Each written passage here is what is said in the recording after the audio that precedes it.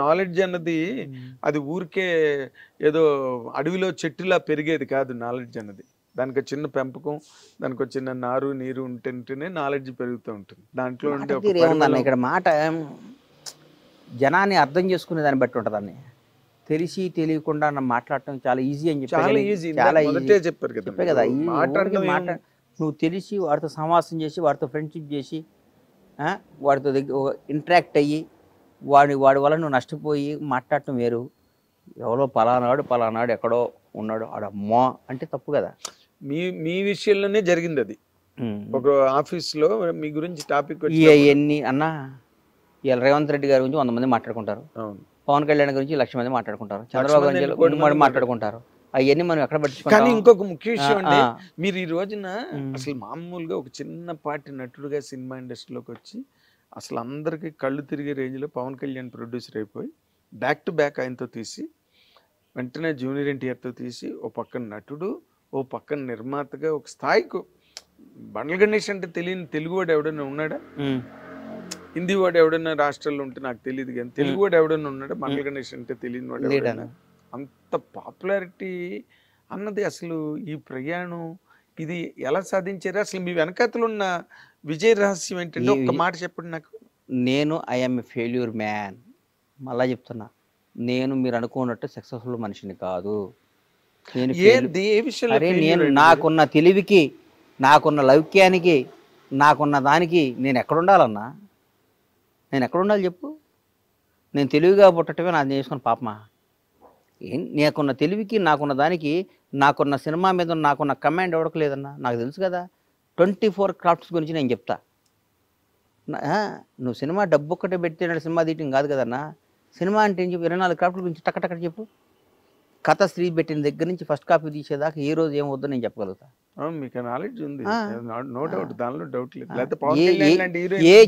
ఏ చిన్న ట్రాక్లో, ఏ మిక్సింగ్లో మిస్ అయినా, ఏ ఎఫెక్ట్ మిస్ అయినా, ఏ డబ్బింగ్ వాయిస్లో వచ్చినా, ఏ సెట్లో బాగోపోయినా, ఏ కాస్ట్యూమ్ బాగోపోయినా, ఏ మేకప్లో ఎక్కడున్నా, ఏ చిన్న పొరపాటు జరిగినా సినిమా మీద ఇంపాక్ట్ ఉంటుంది. 100% చాలా దుష్ప్రభావం చూపిస్తుంది సినిమా మీద. ఒక అద్భుతంగా రాజమౌళి గారి సినిమాలో CG అద్భుతంగా ఉంటుంది, వేరే సినిమాలు అప్ టు మార్క్ ఎందుకు ఉండలేదు? చేసిన వాళ్ళు చేస్తున్నారంటే వాళ్ళే కమాండ్ ఉండాలి, కమాండ్, దాని మీద పట్టు ఉండాలి, కాన్సన్ట్రేషన్. ఇప్పుడు ఎక్కడ మీరు అసలు సినిమా ఇండస్ట్రీకి సంబంధించినంత వరకు గాడి తప్పారండి? నేనేం గాడి తప్పలా. సినిమా ఏంటంటే గ్యాప్ ఇద్దామని టెంపర్ తర్వాత అనుకున్నాను. ఎందుకో అది మనకి అయింది. సినిమా అనేది నా మదర్ అన్న. మా అమ్మకి నేను దూరం అవటం అవుద్దా? ఎట్లా అవుద్ది చెప్పు? మీరు నోరు మూయించేస్తారు. ఎట్లా అవుద్ది చెప్పు? మా అమ్మకి నాకు సంబంధం లేదు అంటే కుదురుద్దా? కుదరదు. అమ్మే, సినిమానే. ఇవన్నీ కదా, ఈ చిన్నమ్మలు పిన్నమ్మలు ఇవన్నీ ఉంటారు పోతారు వీళ్ళందరూ. మదరే కదా, 9 నెలలు కన్న తల్లే కదన్నా. చాలా చాలా గొప్ప. అంటే ఇట్ ఈస్ మీ ఇంటర్వ్యూ చూసిన నాకు ఇష్టం, సినిమా తీయటం ఇష్టం, సినిమా రంగంలో ఉంటే ఇష్టం. ఎప్పుడు నాకు రంగం నేను వచ్చింది అన్న, నిజంగా చెప్తున్నా, నేను సినిమా రంగంలో ఎవరిని పొగడయ్యే మెహర్బానీ కోసం కాదు. నాకు చిరంజీవి, నేను నిజంగా చెప్తున్నా, నేను సినిమా రంగం వచ్చిందా చిరంజీవి గారిని చూడటానికన్నా. నేను హైదరాబాద్ వచ్చి చిరంజీవి చూడొచ్చు, హైదరాబాద్ వెళ్తే అన్న ఫీలింగ్ తో షాద్ 100 సార్లు అని ఉంటా నేను ఆయన చూడటానికి. ఆయన చూడొచ్చా? ఆయన ఎంత గొప్పోడంటే అన్న, మాస్టర్ షూటింగ్, ఇది గుర్తుపెట్టుకో.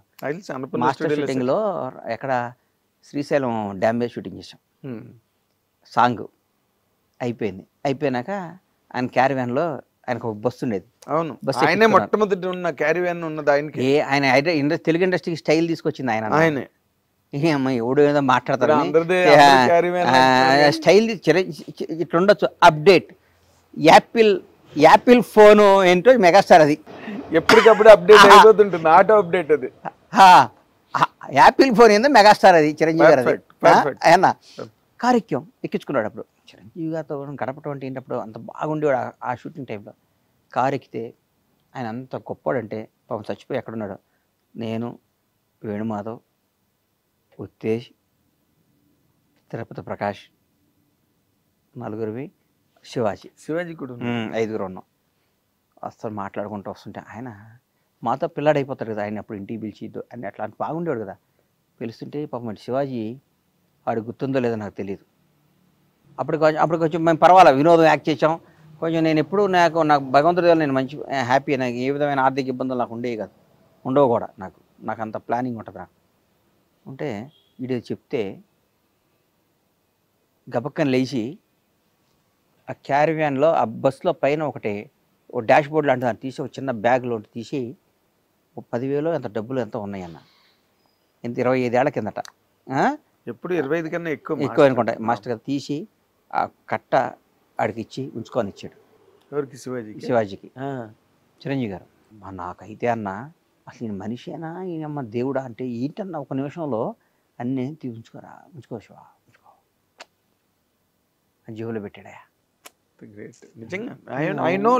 మరి వీళ్ళమ్మ ఊరకే పెద్ద ప్లానింగ్ చేస్తే ప్రాజెక్ట్ కట్టొచ్చు అన్న, బ్లాక్ బస్టర్ కొట్టలేమన్నా. కాదన్నా, ప్లానింగ్ చేస్తే ప్రాజెక్ట్ కట్టొచ్చు, కట్టొచ్చు. ప్లానింగ్ లేసి మాస్టర్ ప్లాన్ లేస్తే ప్రాజెక్ట్ కట్టొచ్చు, పొలం కొనొచ్చు. కానీ బ్లాక్ బస్టర్ కొట్టా బిల్డింగ్ కట్టొచ్చు అంతేగాని అది చిరంజీవి గారు. అందుకని so nice of you Ganesh Babu. Thank you. మీరు ఈ టైంలో అంటే మీకున్న గొడవలు హడావుళ్ళ మధ్యలో మా హిట్ టీవీకి ఇంటర్వ్యూ ఇచ్చి, నేను హిట్ టీవీకి ఇలా నాగేంద్రానికి ఇచ్చా. నేను అదే మళ్ళీ రేపు నన్ను 100 మంది అడిగినా నీకు ఎందుకు ఇవ్వాలంటే నీకు నేను అప్పున్నా, నీకు ఎప్పుడో మాట అన్నకు మాట ఇచ్చాను. పాపం బాగోదు పెద్ద మనిషి. ఎందుకంటే మీరంటే నాకు చాలా గౌరవం అన్న. నిన్ను జనం నిన్ను ఎందుకో అంటే కొందరికి కొన్ని ఉంటాయి అన్న. మనకి నన్ను కూడా 100 మంది ఆడు అంటారు. ఆడికి ఏం తెలుసు అన్న, ఎల్కే గాడికి వాడికి ఏం తెలుసు నా గురించి, నా నైజం ఏం తెలుసు, నా క్యారెక్టర్ ఏం తెలుసు. నన్ను అనేవాడికి అర్హత ఉండాలిగా, మరి వాడికి అర్హత ఉంది. అట్లాగే మిమ్మల్ని అనేవాడికి కూడా మీ గురించి ఏం తెలుసు, మీ చదువు ఏంది, మీ సంస్కారం ఏంది, మీ సభ్యత ఏంది, వాట్ ఈజ్ నాగేంద్ర బాబు అనేది నాకు తెలుసు. కాబట్టి I respect you, I love you. మీరు బాగుండాలని మనస్ఫూర్తిగా కోరుకుంటున్నాను. Thank you so much. Bye అండి. థ్యాంక్ యూ అన్నయ్య. ఈ మాటల ప్రవాహం, ఈ మాటల పోగు, ఈ మాటల రథంతో ఎంతసేపు కూర్చున్నా మనకి టైం తెలియకుండా ముందుకు వెళ్ళిపోతుంది.